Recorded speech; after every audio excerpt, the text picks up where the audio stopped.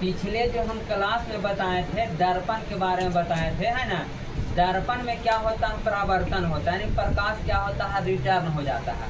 अब ये आप लोग सीखिएगा जो क्या होता है, प्रकाश रिटर्न न करके प्रकाश क्या करता है, पार कर जाता है। तो प्रकाश पार किसमें करेगा, जब वस्तु पारदर्शक रहेगा। अभी दीवार में हम प्रकाश मारेंगे तो पार करेगा, नहीं पार करेगा, क्योंकि ये दीवार पारदर्शक नहीं है। तो अब जो पढ़ना आपको लेंस के बारे में पढ़ना है। किसके बारे में पढ़ना है, लेंस के बारे में। लेंस क्या है ना। लेंस कितने प्रकार के होते हैं जिसके बारे में हम बताते हैं। तो सबसे पहले हम बोर्ड पर लिखे हैं प्रकाश के अपवर्तन। प्रकाश के, तो इसका डिफिनेशन क्या कहता है प्रकाश के अपवर्तन के, कि जब कोई प्रकाश के किरणें, जब कोई एक माध्यम से दूसरे माध्यम में जाता है तो क्या होता है, वह पूर्व पथ से विचलित हो जाता है। तो उस घटना को ही क्या कहते हैं, प्रकाश के अपवर्तन। चलिए इसका डिफिनेशन हम बोलें कि जब कोई प्रकाश के किरणें, प्रकाश के किरणें एक माध्यम से दूसरे माध्यम में जाता है तो वह पूर्व पथ से विचलित हो जाता है। विचलित हो जाता है। तो उस घटना को हम क्या कहते हैं, प्रकाश के अपवर्तन कहते हैं। ठीक है। तो अब देखना है प्रकाश के अपवर्तन में यहाँ पर एक माध्यम आया, समझ में आ रहा। इसका हम डिफिनेशन दिए कि जब कोई प्रकाश के किरणें एक माध्यम से दूसरे माध्यम में जाता है तो वह पूर्व पथ से क्या होता है, विचलित हो जाता है। ऐसा मानते हैं हम, सपोज दैट यहाँ से ऐसे हम जा रहे हैं और दूसरे माध्यम पर प्रवेश करके सामने नहीं जाएंगे, थोड़ा सा हम क्या हो जाएंगे, विचलित होकर जाता है। तो उस घटना को ही क्या कहते हैं, प्रकाश का अपवर्तन कहते हैं। अब इसके बाद सबसे पहले माध्यम के बारे में समझना है। जो प्रकाश जो होता है बाबू, एक माध्यम से दूसरे माध्यम में जाता है। प्रकाश की चलने की चाल एक माध्यम में दूसरे माध्यम में क्या होता है, जिससे पहले माध्यम के बारे में समझना। ठीक है। ऐसा मानते हैं सपोज दैट कि यहाँ से हम पेन गिराएं, ये हाथ पर हमको आके गिरा, तो यहाँ से यहाँ के बीच में इसके एक माध्यम मिला ना, एक माध्यम मिला। एगो मानते हैं कि अब ये लकड़ी है, इसको गिरमिट से हम छेद करेंगे तो इसका सतह इतना मोटा है जो भी बोर्ड के है, तो उसको छेद करने में जो सतह वो भी एक माध्यम में हुआ है ना। तो उसके लिए समझना यहाँ पड़ी कि माध्यम जो होता है दो प्रकार की होती है। माध्यम कितने प्रकार का होता है, दो प्रकार के। एक होता है विरल माध्यम और एक होता है संघन माध्यम। माध्यम कितने प्रकार का होता है, दो प्रकार के, एक विरल माध्यम और एक संघन माध्यम। अब समझना है कि विरल माध्यम किसको कहते हैं और संघन माध्यम किसको कहते हैं। शुष्क वायु के माध्यम को हम क्या कहते हैं, विरल माध्यम कहते हैं। और आर्द्र वायु के माध्यम तथा कुहासा, पानी, कांच इत्यादि के माध्यम को हम क्या कहते हैं, संघन माध्यम कहते हैं। विरल माध्यम किसको कहते हैं बाबू, शुष्क वायु के माध्यम को हम क्या कहते हैं, शुष्क वायु के माध्यम को विरल माध्यम कहते हैं। विरल माध्यम कहते हैं। और संघन माध्यम कहता है कि कांच, कुहासा, पानी एवं आर्द्र वायु के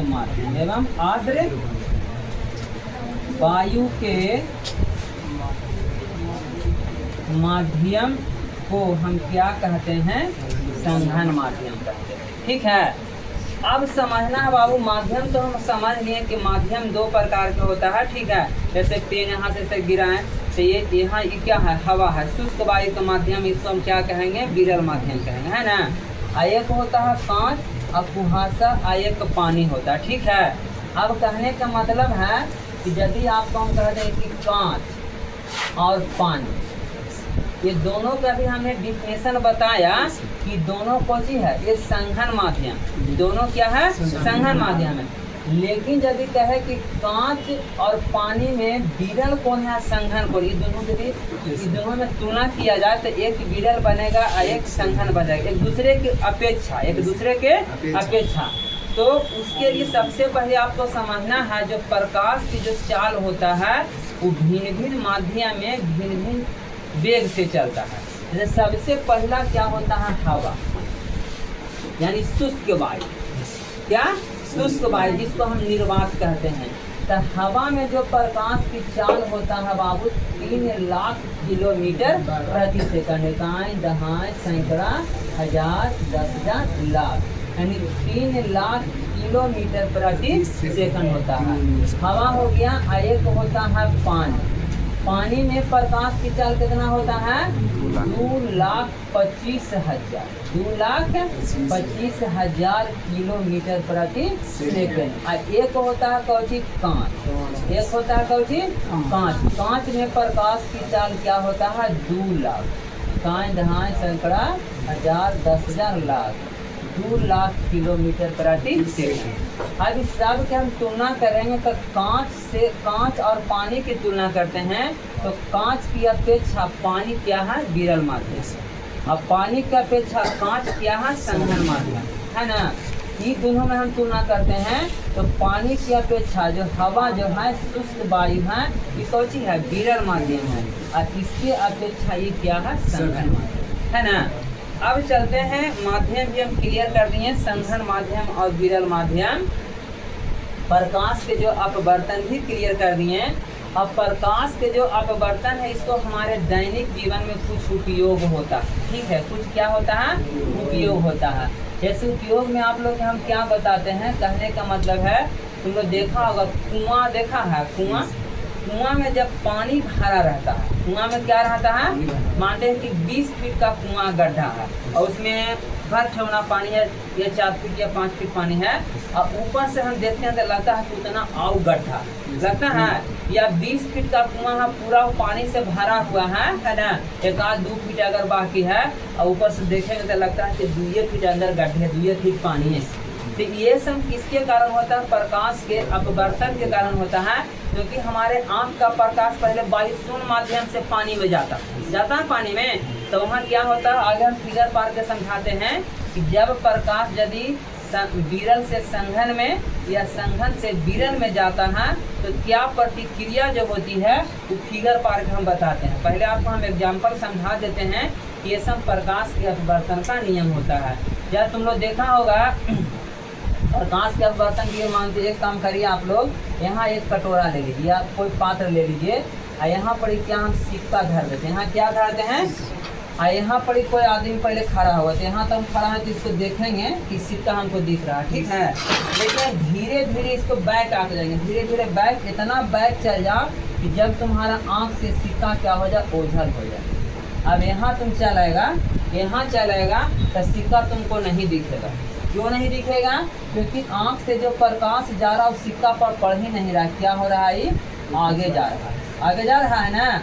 लेकिन इसमें क्या करेंगे, अगला पर्सन से, अगला व्यक्ति से कहो कि इसमें धीरे धीरे क्या करो, पानी दो, धीरे धीरे इसको पानी दो। जैसे ही पानी का स्तर धीरे धीरे धीरे धीरे ऊपर की ओर जैसे ही उठते आवेगा, ऊपर की ओर आवेगा, तो यहाँ तक जो प्रकाश जो हमारे आँख के जा रहा है, जो कौन है, विरल माध्यम है। लेकिन जैसे ही पानी से क्या होता है, अंदर जाता है तो सामने न जाकर थोड़ा सा क्या होता है, मुड़ जाता है, थोड़ा सा क्या होता है, मुड़ जाता है। ऐसा नियम होता है, फिगर पार को बताते हैं कि जब कोई प्रकाश के किरणें विरल माध्यम से संघन माध्यम में जाता है तो अभिलंब की ओर क्या होता है, मुड़ जाता है। अब उसमें भी हम बताएंगे कि अभिलंब की ओर मुड़ता क्यों है, कारण क्या है, जो आगे हम बताते हैं। पहले एग्जाम्पल समझ लीजिए, जैसे इसमें हम पानी यदि हम देंगे तो क्या होता है, सिक्का हमें क्या होता है, दिखाई देने लगता है ना। क्यों दिखाई देता है, तो प्रकाश की अपवर्तन के कारण, क्योंकि जो प्रकाश एक माध्यम से जब दूसरे माध्यम में जब प्रवेश करता है ना, तो इसका जो किरणें के जो चलने का जो पथ होता है, रास्ता क्या होता है, विचलित हो जाता है। उस घटना को नहीं प्रकाश का अपवर्तन कहते हैं। जब प्रकाश की किरणें एक माध्यम से दूसरे माध्यम में जाता है तो पूर्व पथ से विचलित होता है। जैसे प्रकाश ये माध्यम हमारे आँख से प्रकाश यहाँ जा रहा है, अब यानी कि तो हवा में जा रहा है तो इसका एक ही माध्यम है। अब दूसरे पानी में प्रवेश किया तो ये पानी में प्रवेश किया तो सामने नहीं जाएगा, अपने पूर्व पथ से विचलित हो जाएगा। कहाँ होगा? विचलित हो जाएगा। अब यहाँ समझना है कि विचलित हो जाएगा तो सर इधर उधर कहाँ ना जाए।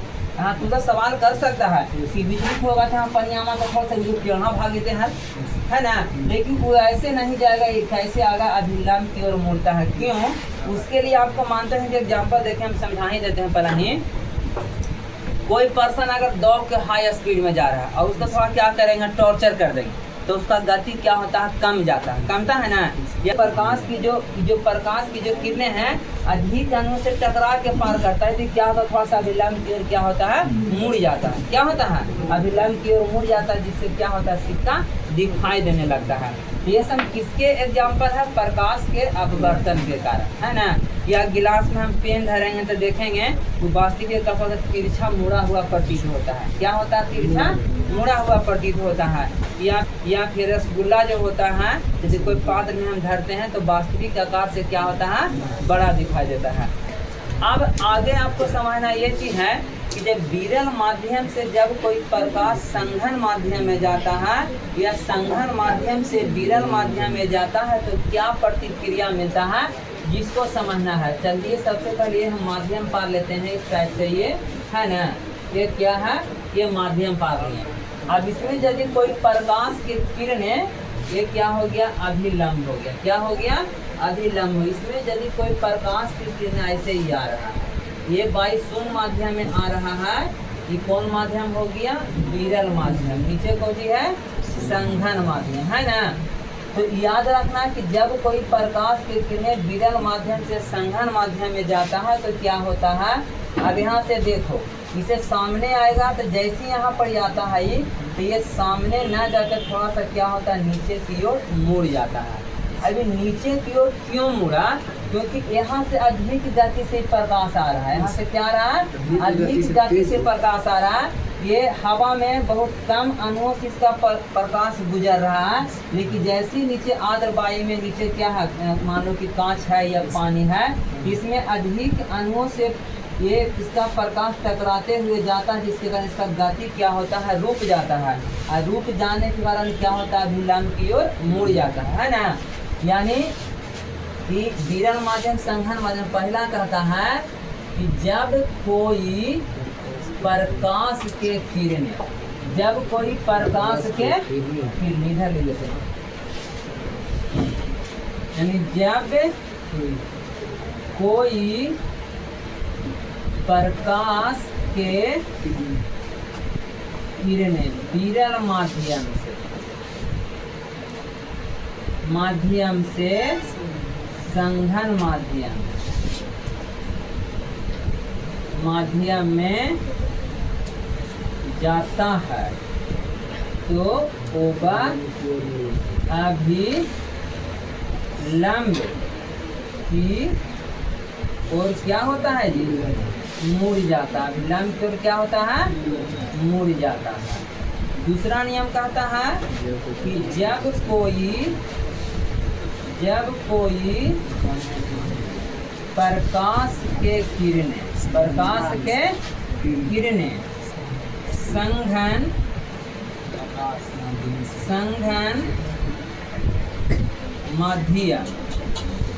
माध्यम से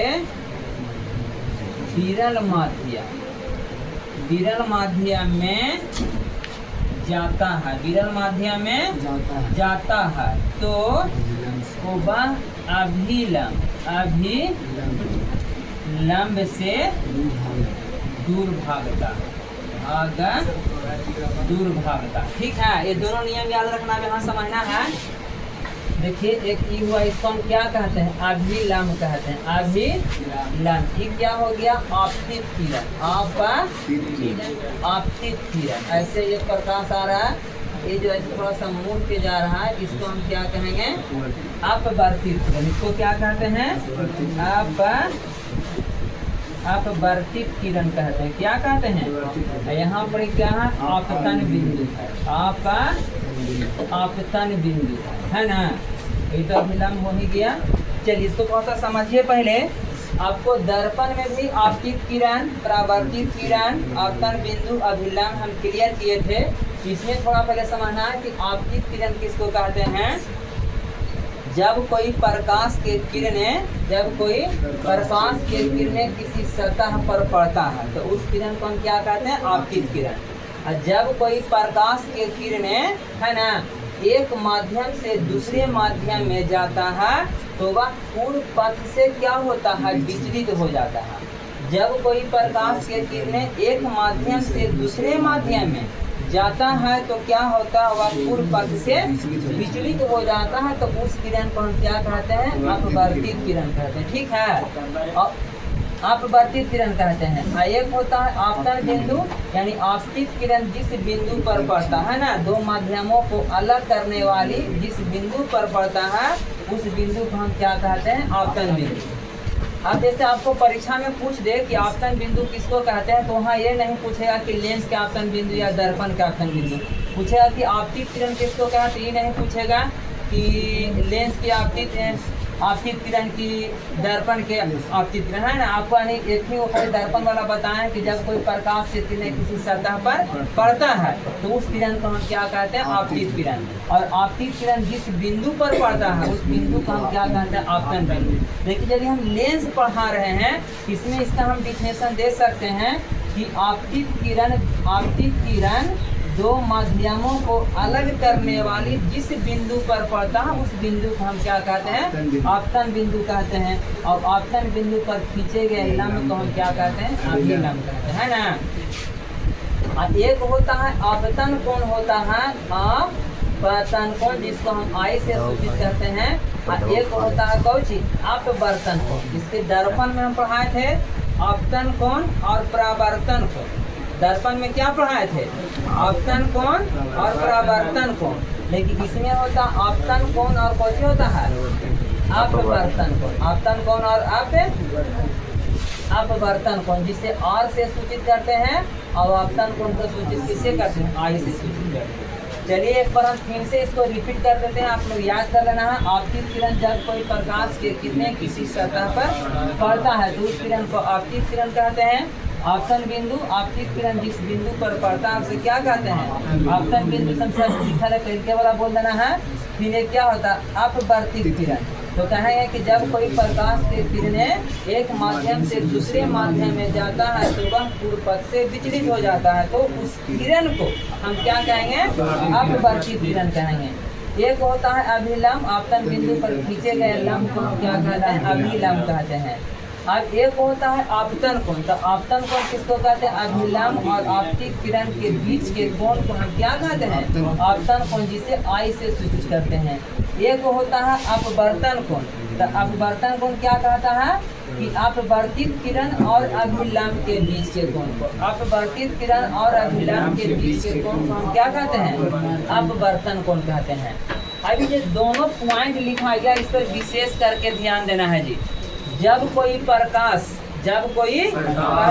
ऊपर कौन माध्यम है, विरल माध्यम। कौन माध्यम लिखे हैं, विरल माध्यम है। नीचे कौन माध्यम है, संघन माध्यम। तो याद रखना कि जब कोई प्रकाश विरल माध्यम से संघन माध्यम में जाता है, जब कोई प्रकाश के किरणें विरल माध्यम से संघन माध्यम में जाता है तो ये क्या होता है, अभिलंब की ओर क्या होता है, मुड़ जाता है। और जब कोई प्रकाश के किरणें संघन माध्यम से, कौन माध्यम से, संघन माध्यम से विरल माध्यम में जाता है तो अभिलंब से क्या होता है, दूर भागता है। अब इसको हम देहात भाषा में समझो कैसा क्यों होता है। दोनों एक नियम लिखे हैं कि जब कोई प्रकाश के किरणें, जब कोई प्रकाश के किरणें यानी विरल माध्यम से संघन माध्यम में जाता है तो अभिलंब की ओर क्यों मुड़ जाता है ना। अब इसका वजह मानते हैं, एक तो आपको हम समझा दिए कि ये जो होता है विरल माध्यम में बहुत कम सूक्ष्म कण से टकराते हुए आता है, इसमें अधिक गति होता है, बल अधिक रहता है। और इसमें होता है जो क्या होता है, ज़्यादा इस कणों से टकराते हुए आता है जिससे उसका गति कम जाता है और अभिलंब तो क्या होता है, मुड़ जाता है ना।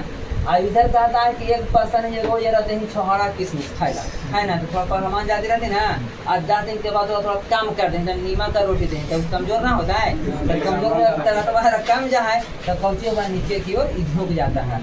और यही जगह ये क्या होता है, जब ये संघन माध्यम से विरल माध्यम, संघन माध्यम से जब संघन से जब प्रकाश जाता है तो अधिक अणुओं की एक तरफ से उसको ज्यादा, अब 10 आदमी के टेल होता है, भाग ज्यादा ना पड़ेगा, और टेल तो 4 को गिर जाए तो भीड़ ना हो जाएगा जी, तो फिर अपना भागे लगेगा, बीच आओ जितना भागो उधर अपना। तो वही होता है कि जब कोई प्रकाश के किरणें संघन से विरल में जाता है तो अभिलंब से दूर भागता है, अब विरल से संघन में आता है तो अभिलंब की ओर मुड़ जाता है। अब इस पर 2 गोदम VVI क्वेश्चन पूछेगा, हम याद रखना है, इसमें 2 गोदम VVI क्वेश्चन पूछेगा, कैसे पूछेगा जो आपको समझना है। ये आप कन्फर्म हो गया कि इसमें एक आपतन कोण और एक कौची अपवर्तन कोण, आपतन कोण को I से अपवर्तन कोण को R। क्वेश्चन क्या पूछेगा ये समझ लो, पूछेगा कि जब कोई प्रकाश के किरणें, एक मिनट पहले समझा देते हैं, ये तो कौन हो गया, ये आपतन कोण, ये कौन कौन हो गया, अपवर्तन कोण। तो ई बड़ा है कि ई बड़ा है, आई आई ई वाला कोणमा बड़ा है कि ई कोणमा बड़ा है, आपतन कोण आई बड़ा है, क्योंकि ई आई यहाँ पीछे से आ रहा है, दूर से आ रहा है, आई अंदर से सट गया, तो ये वाला कोण कम जाएगा ना। यानी जब कोई प्रकाश के किरणें, जब कोई प्रकाश के विरल माध्यम से, यहाँ से आप समझेगा, जब कोई प्रकाश के किरणें विरल माध्यम से संघन माध्यम में जाता है तो आपतन कोण और अपवर्तन कोण में क्या संबंध होगा, तो क्या संबंध होगा, 4 गो ऑप्शन आपको रहेगा, लिखा रहेगा कि I greater than R, I less than R, I बराबर R, इनमें से कोई नहीं, तो कौन ऑप्शन मारेगा इसमें, पहला आई ग्रेटर देन आर, पहला मारेगा, यस सर, मारेगा, तीसरा मारेगा, पहला मारेंगे, पहला सर, तीसरा मार देंगे, है ना जी। तो 1 नंबर की जगह 2 नंबर मिलेगा, तो कोई नहीं दम शक, तो क्या होगा, पहला होगा, क्या होगा, ये नहीं, प्रकाश के हम परावर्तन हम नहीं पढ़ा रहे हैं, ये नियम होता है प्रकाश के परावर्तन में, क्वेश्चन लिखे नहीं है लेकिन हम क्वेश्चन बोलें कि जब कोई प्रकाश की किरणें एक माध्यम से दूसरे माध्यम में जाता है, एक माध्यम से दूसरे माध्यम में जाता है तो आपतन कोण और अपवर्तन कोण में क्या संबंध होगा, तो आपतन कोण होगा जो क्या होगा, बड़ा हो जाएगा, किससे, अपवर्तन कोण से, यानी क्या हो जाएगा, I ग्रेटर देन R हो जाएगा, यानी I है जो R से बड़ा हो जाएगा। या ये क्वेश्चन हम ऐसे भी रहेगा, ऐसे करके भी रहेगा, R less than I, R पहला रहेगा, आई दूसरा रहेगा, और तीसरा रहेगा कि A और B दोनों, A और B दोनों, ये वाला दोनों एक ही चीज लिखा है, समझ में आ रहा है। चलते हैं फिर क्वेश्चन पूछते हैं, एक और फिर से सुनेगा। अगला क्वेश्चन कहता है कि जब कोई प्रकाश के किरणें, जब कोई प्रकाश के किरणें संघन माध्यम से विरल माध्यम, संघन माध्यम से विरल माध्यम में जाता है, जब कोई प्रकाश के किरणें संघन माध्यम से विरल माध्यम में जाता है तो आपतन कोण और अपवर्तन कोण में क्या संबंध होगा, जवाब वही ऑप्शन है, यह भाषा में भी लिख देगा कि आपतन कोण ग्रेटर देन अपवर्तन कोण, लेकिन हम शॉर्ट में लिख देते हैं I R, है ना, फिर हो जाएगा I R, फिर वही वाला देते हैं, अब कोई नहीं, तो कौन आंसर हो जाएगा। क्वेश्चन याद हुआ, क्वेश्चन क्या बोले हैं कि जब कोई प्रकाश के किरणें, प्रकाश के, यहाँ ध्यान से देखेगा, जब कोई प्रकाश के किरणें संघन माध्यम से, संघन माध्यम से विरल माध्यम में, विरल माध्यम में जाता है तो आपतन कोण और अपवर्तन कोण में क्या संबंध होगा, समझ में आ रहा है। यानी प्रकाश कहाँ से जा रहा है, प्रकाश जा रहा है संघन से, कहाँ जा रहा है? विरल में। तो आपतन कोण और अपवर्तन कोण में संबंध यदि इसको बताओ कौन होगा? दूसरा पहला और दूसरा, और ये कौन सी है? तीसरा। ये कौन सी है? चौथा। तो आंसर में कौन हो जाएगा? दूसरा होगा। यानी दूसरा, इसका मतलब क्या हुआ? कि दूसरा का मतलब कि आई लेस देन आर, माने कि आई है जो कौन कौन? आई है जो कौन कौन? आपतन कोण। आर है जो कौन कौन? अपवर्तन कोण। कौन कौन? अभी लेंस बना रहे, प्रवर्तन नहीं बोलना, अपवर्तन बोलना है। यानी आई होगा जो आर से छोटा होगा और आर होगा जो आई से बड़ा हो गया। जब यहाँ ध्यान दो, जब ये हो गया संघन और संघन से गया तो एकरा में ऑप्शन कोण ई बन ले। जब संघन से जब जाएगा विरल में तो आपतन कोण नीचे बनेगा और अपवर्तन कोण ई बनेगा। तो ई कोण में छोटा होगा, आई कोण में बड़ा होगा। ये दोनों टाइप के क्वेश्चन हर हालत में पूछेगा ही तो पूछेगा। क्लियर हो गया? कोई दिक्कत नहीं ना? नहीं क्लियर हुआ? तो तू बताओ जब कोई प्रकाश के किरणें, जब कोई प्रकाश के किरणें, या इस प्रकार से देते हैं, जब कोई प्रकाश के किरणें, ऐसे पूछेगा, दूसरा प्रकार से नहीं पूछेगा। जैसे हम दो क्वेश्चन बोले हैं, एगो होता है कि जब कोई प्रकाश के किरणें, जब कोई प्रकाश के किरणें, जब कोई प्रकाश की किरणें विरल से संघन में जाता है, ऊपरे विरल से संघन में जाता है, तो क्या होता है? आपतन कोण और अपवर्तन कोण में क्या संबंध होगा? तो क्या संबंध होगा? आपको ये दिमाग लगाना है कि जब विरल से संघन में जाएगा ना तो आई होगा बड़ा, किससे? आर से। आई होगा बड़ा आर से, माने कि आपतन कोण बड़ा होगा। आपतन कोण कौन सी होगा? बड़ा होगा। किससे? अपवर्तन कोण से। अपवर्तन कोण। तो आपतन कोण को आई से आप बड़ा इधर उठे, आई कौन सी हो गया? आर। और जब संघन से विरल में जाएगा, संघन से विरल में, तो ये संघन तो आई ई बनेगा और आर ऊपरे बनेगा। तो ई वाला कौन सी हो गया? छोटा हो गया। आई वाला का हो गया? बड़ा हो गया। तो ये छोटा हो गया तो यानी आर ग्रेटर देन आई, माने आर वाला रहेगा बड़ा और आई वाला रहेगा छोटा। ऐसे रहेगा तो यही आंसर मानना है, या तो फिर इसका ऐसे रहेगा आई लेस देन आर, तो भी यानी इसी का आंसर मानना। समझ में आ रहा है? इस टाइप के दो टाइप के पूछेगा ऑप्शन, वो ऑप्शन पर डिपेंड करता है किस टाइप के दिया हुआ। क्लियर हो गया? आगे इसके बाद आगे समझना है प्रकाश के अपवर्तन क्लियर हो गया, माध्यम क्लियर हो गया। अब आगे समझना है।